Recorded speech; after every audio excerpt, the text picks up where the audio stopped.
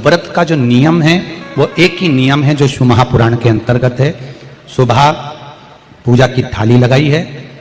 5 व्रतों का विधान है, छठा व्रत का विधान नहीं। कितने व्रत? 5। सुबह पूजन की थाली लगाई है। पूजा की थाली, अभिषेक का सामान सब लेकर आप मंदिर में जाइए। शिव मंदिर में जाकर बाबा का जल अभिषेक पूजन करिए जिस हिसाब से आप करते आए हो।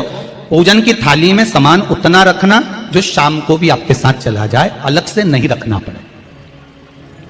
अलग से केवल शाम को दिए रखो, जल रख लो थोड़ा सा, और बाकी का जो मिष्ठान आप तैयार करोगे बस वो, बाकी का चंदन नबीर गुलाल ये सब सुबह की थाली का रखिए, थोड़ा फल जो भी रख लो। सुबह पूजन करो, बाबा का निवेदन करो, घर आ जाओ, थाली को ढक कर रख दीजिए। शाम को जब जाओ कोई प्रसाद उतना ही बनाओ जितना भगवान के लिए बना रही हो। ये नहीं कि खीर ज्यादा बना ली तो आधी हम यहां ले जाएं और आधी घर के लिए छोड़ दें, नहीं, उतना ही बनाओ जितना भगवान के लिए जाएगा, जिसमें से 3 हिस्से होंगे। एक पात्र में भरकर ले जाओ, दोने ले जाओ, कटोरी ले जाओ, प्लेट ले जाओ, जो तुम्हारी मर्जी पड़े, कागज ले जाओ, जो तुम्हारा मन पड़े वो ले जाओ। 6 दिए लेकर जाओ, बाबा के मंदिर में जाकर पूजन अर्चना करो। शाम को अभिषेक नहीं करना है, केवल छींटा देना है। थोड़ा सा जल जो बचा हुआ है उसमें से थोड़ा थोड़ा छींटा देकर, जल का थोड़ा सा छींटा देकर पूजन आदि कर कर, जैसी पूजन सुबह करी वैसे ही भाव से पूजन करो। 5 दिए थाली में से नीचे रख दो, छठवा दिया भी नीचे उतार दो थाली में से। 5 दिए लगाना जब प्रसाद के 3 हिस्से पूरे कर दो, प्रसाद के 3 हिस्से रख दो नीचे, फिर दिए लगा दो 5। एक दिया उठाकर जिसको जलाया नहीं है वापिस अपनी थाली में रख दो।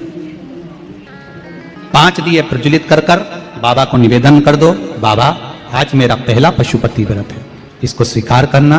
दिल से बाबा इस कार्य के लिए मैंने करा है, इसको स्वीकार कर लेना।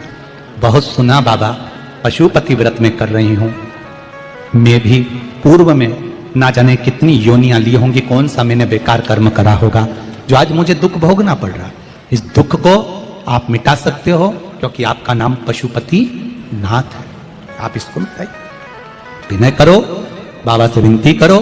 एक दिया, एक प्रसाद का हिस्सा थाली में लेकर आ जाओ, बाबा को निवेदन कर कर, बाकी का वहां छोड़कर एक दिया, एक प्रसाद का हिस्सा लेकर आ जाइए। एक दिया, एक प्रसाद का हिस्सा लाए, घर के अंदर प्रवेश करते समय सीधे हाथ की ओर बैठकर, अपने घर की ओर मुख कर कर सीधे हाथ की ओर उस दिए को घर के बाहर प्रज्वलित कर दो।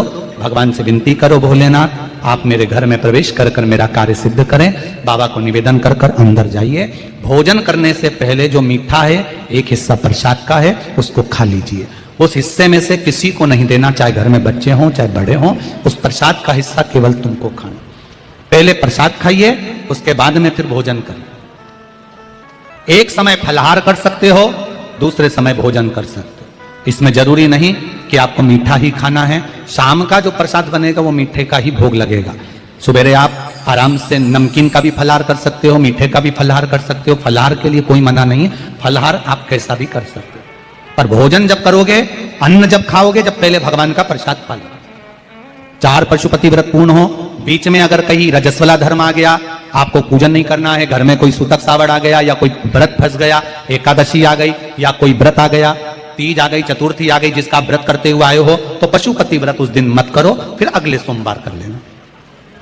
3 हो गए, एक रह गया बीच का, उसको अगले में करो, वो चौथे में गिनती में आ जाएगा। 5वां छूट गया, कोई बात नहीं, 1 महीने बाद तो होगा, 8 दिन बाद तो होगा, 15 दिन बाद तो होगा, फिर उसको गिन लो, 5वां हो जाएगा। महाराज ऐसे 5वां व्रत जब आए, 5वें व्रत के दिन शाम को जब पूजन करने जाओ, एक श्रीफल, कुछ रुपए, 11 रुपए आदि जो भी है, नारियल पर रखकर बाबा को विनय कर कर, बाबा आज मेरा पशुपति व्रत पूर्ण हो रहा है, आपकी कृपा हो, मेरी झोली भरना बाबा, विनती करो। और वो श्रीफल रुपया रखकर 5 दिए लगाकर, एक दिया वापिस लेकर, एक हिस्सा प्रसाद का लाकर देहली पर अपने वही दिया लगाकर अंदर प्रवेश कर कर भोजन ग्रहण करो। बाबा को निवेदन कर लो। पशुपति व्रत का कोई उद्यापन नहीं है, पशुपति व्रत का एक ही उद्यापन है, जो श्रीफल और 11 रुपए आपने मंदिर में रखे हैं, वो उद्यापन के भाव से रखे हैं, भगवान को नमन कर कर रखे हैं। ये पशुपति व्रत। अब दुनिया के लोग इसको पशुपति व्रत को कहीं इतनी बत्ती लगा दो, तो इतनी बत्ती का दिया लगाओ, तो ऐसा करो, तो गलत। उसका नियम जो है वो एक ही, उस नियम के अलावा कोई नहीं। आप प्रेम से करो, स्नेह से करो, उसको दिल से विचारो, मन से विचारो। शंभो शरणे पड़ी, मांगो घड़ी रे घड़ी, दुख काटो दया करी निदर्शन। आप दिल से उसका स्मरण, ये पशुपति व्रत है। एक व्रत करने के बाद अगला जब व्रत करो तो थोड़ा रुक कर करना, एक साथ लगे लगाए व्रत ना करिएगा, थोड़ा रुक कर करिए, इंतजार करो 3 महीने का कि बाबा मेरी ऊपर कृपा जरूर करेगा। दिल से करा है तो वो दिल से देगा, झोली भर कर देगा, ये निश्चित है। उसका व्रत फल देता है। करना जरूरी नहीं है कि व्रत माताएं करेंगी, पुरुष कर सकता है, बच्चे कर सकते हैं, बूढ़े कर सकते हैं, बड़े कर सकते हैं, बेटा बेटी कर सकते हैं, नवयुवक बच्चे कर सकते हैं, पर दिल से करो उस पशुपति व्रत। कोई आपका दूसरा व्रत फंस गया है तो पशुपति व्रत को छोड़ दो। उस दिन आपका जो व्रत है, एकादशी हो, चतुर्थी हो, तीज हो, छठ हो, उसको कर लो। नवरात्रे फंस गए, नवरात्रे कर लो, उसके बाद कर लेना पशुपति। जितने व्रत रह जाए उस व्रत को बाद में। महाराज शिव कृपा, व्रत एक ही मंदिर में करना। जिस मंदिर में पहला व्रत करा है उसी मंदिर में 5 व्रत करना। ये नहीं कि हम मायके में 2 व्रत करके आ गए और तीसरा व्रत हमने ससुराल में कर लिया। नहीं, 2 व्रत करके मायके से आ गई हो तो 3 व्रत भी मायके जाके ही करना। अगली बार ऐसे जाना कि सोमवार बीच में फंस जाए और तुम 1 व्रत करके आ जाओ। मायके में अगर व्रत कर रही हो तो अपनी पूजन का सामान अपने ही रुपए का होना चाहिए, मायके के पैसे का नहीं चाहिए। कुंवारी होती और तुम मायके के सामान से पूजन करती, अगर कुंवारी होती तो तुम्हारा वो पूजन लगता, पर विवाह होने के बाद, गोत्र बदलने के बाद आप अपना पूजन का धन अपना खर्च करें। हम तो यहां तक कहते हैं मंदिर में भी अगर लोटा भरा हुआ रखा है, मंदिर में बाल्टी भरी रखी है, आप पहले अपना कुछ रुपया दान पेटी में डालकर फिर आप उस लोटे का प्रयोग करो। पीपल के पेड़ के नीचे पूजन करने गए, आंवले के पेड़ के नीचे पूजन करने गए, बड़ के पेड़ के नीचे पूजन करने गए, किसी की लगी लगाई थाली मिल गई, सामान मिल गया, उसके सामान में से आप मत चढ़ाइए। आपके पास जो सामग्री है आप उससे पूजन करिए। अपने पड़ोसी से 1 रुपया भी मांगकर भगवान को मत दीजिए। जिस भगवान को देते हो उस भगवान को बुरा लगता है कि मेरे सामने खड़ी होकर हाथ पड़ोसी के आगे फैला रही है, तुम मुझसे मांग, मैं तुझे झोली भर कर दूं। प्राप्त हुआ। बहुत सुंदर प्रश्न है आपका गुरुजी। पशुपति व्रत में जो 6 दिए लगाए जाते हैं उसमें बत्ती गोल लगाना चाहिए कि लंबी लगाना चाहिए? प्रश्न बहुत अच्छा है, एक बार जोरदार ताली बजाओ भगवती साहू के लिए। बहुत अच्छा प्रश्न है। हमने पहले भी कथा में कहा कि शंकर भगवान के मंदिर में पार्वती भी है, शिव भी है, दोनों विराजमान है।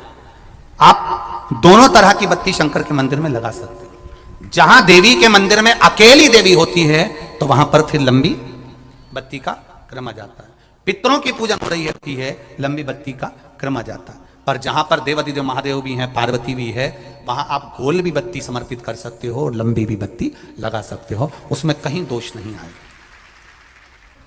फिर आपने वर्णन करा 5वां व्रत पूर्ण होने पर 108 पुष्प या चावल बेलपत्र चढ़ाते हैं। सबको एक साथ चढ़ा देना चाहिए कि एक एक करके चढ़ाना चाहिए?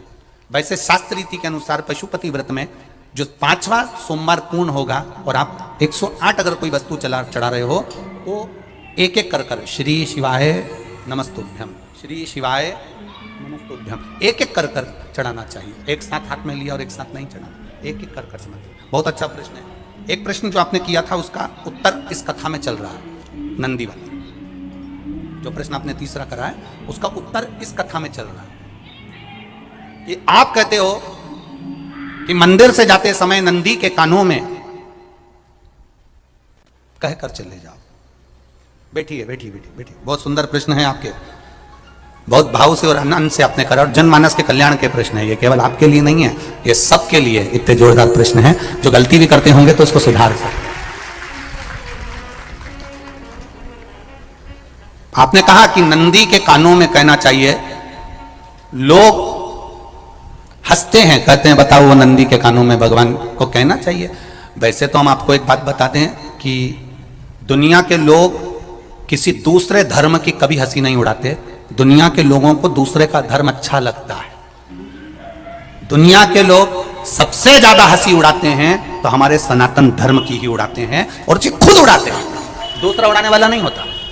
दूर के ढोल हमें समझ में आते हैं, उसका धर्म हमें समझ में आ गया, उनका क्या है, ऐसा है, आओ कुछ नहीं, उनके धर्म में ऐसा है, कितना आनंद हमें दूसरे के धर्म में लग रहा है, और हमारा सनातन धर्म हमको बुरा लगता है, हमारे सनातन धर्म हमें बुरा लगने लगा। अरे भाई, लोग कहते हैं कि नंदी के कान में कहते हो, ये कोई हमारे पुराणों में या शास्त्रों में लिखा है? भगवती बहन साहू, आपको धन्यवाद देना चाहूंगा और एक बात कहना चाहूंगा,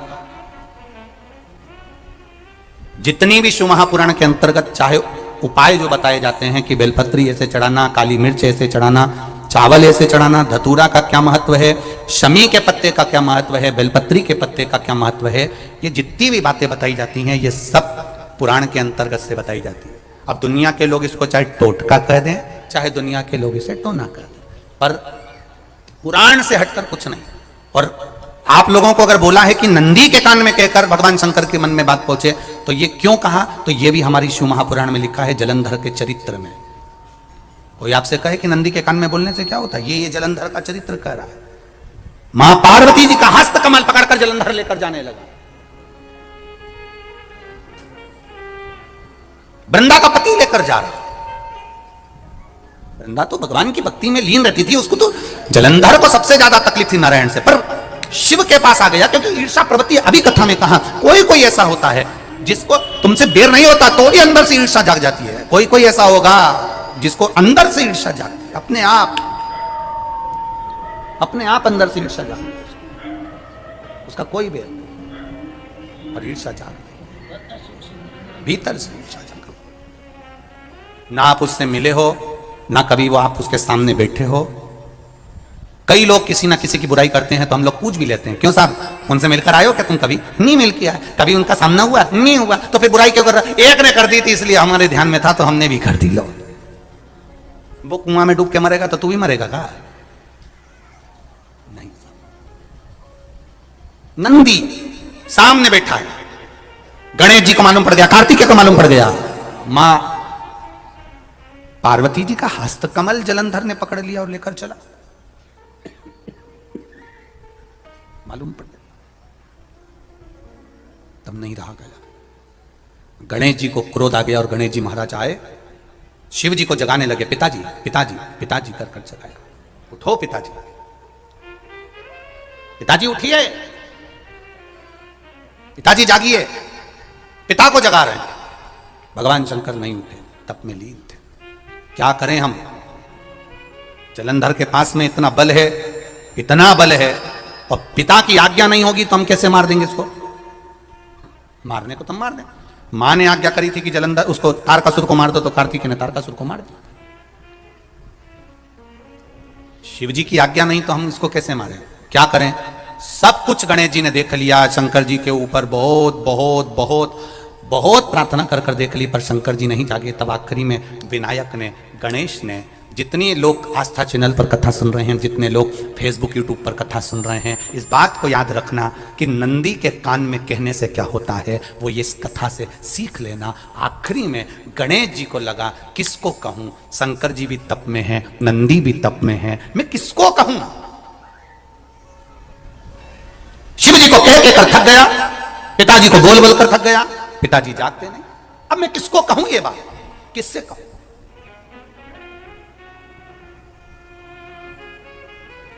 विनायक गए सीधे अब नंदी के पास में। नंदी भी तप में लीन थे, शंकर जी की ओर मुख था, शंकर जी की ओर मुख था। गए और जाकर तुरंत विनायक ने नंदी के कानों में जाकर कहा, नंदीश्वर, मैया का हाथ पकड़कर जलंधर लेकर जा रहा है, पिताजी तप में लीन है, कृपा करिए ना। बस केवल नंदी के कान में कहा, गणेश जी दूर हट गए।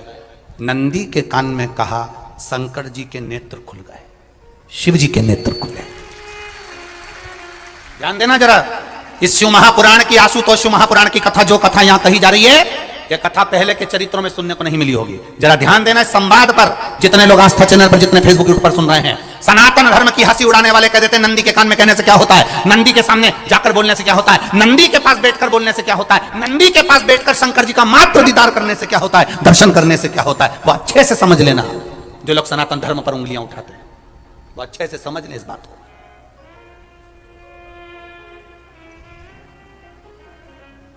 क्या होता है, नंदी तप में लीन, शिवजी तप में लीन, शिव नहीं उठ रहे, विनायक ने नंदी के कानों में जाकर कह दिया, नंदी के कान में जाकर कहा, नंदी के नेत्र नहीं खुले, नेत्र किसके खुले, जम के बोलो, महादेव के खुले, शिव जी के खुले। ये मन का तार, नंदी शंकर की आराधना कर रहे थे, शिव अपनी भक्ति में डूबे थे, यहां कहा यहां पहुंचा, जो दिल में था उस तक बात पहुंच गई। नंदी के दिल में शिव थे, तुम कहे नंदी ने शंकर तक बात पहुंचा दी। वो सूत्र जो बंधा था दिल से दिल तक का, वो पहुंच गया। वो सूत्र जो दिल से दिल तक बंधा हुआ था, मन से बंधा हुआ था, खबर वहां तक पहुंच गई, खबर पहुंच गई। पसंद आया होगा तो लाइक करिएगा, शेयर करिएगा, मेरे चैनल में नए होंगे तो सब्सक्राइब करिएगा।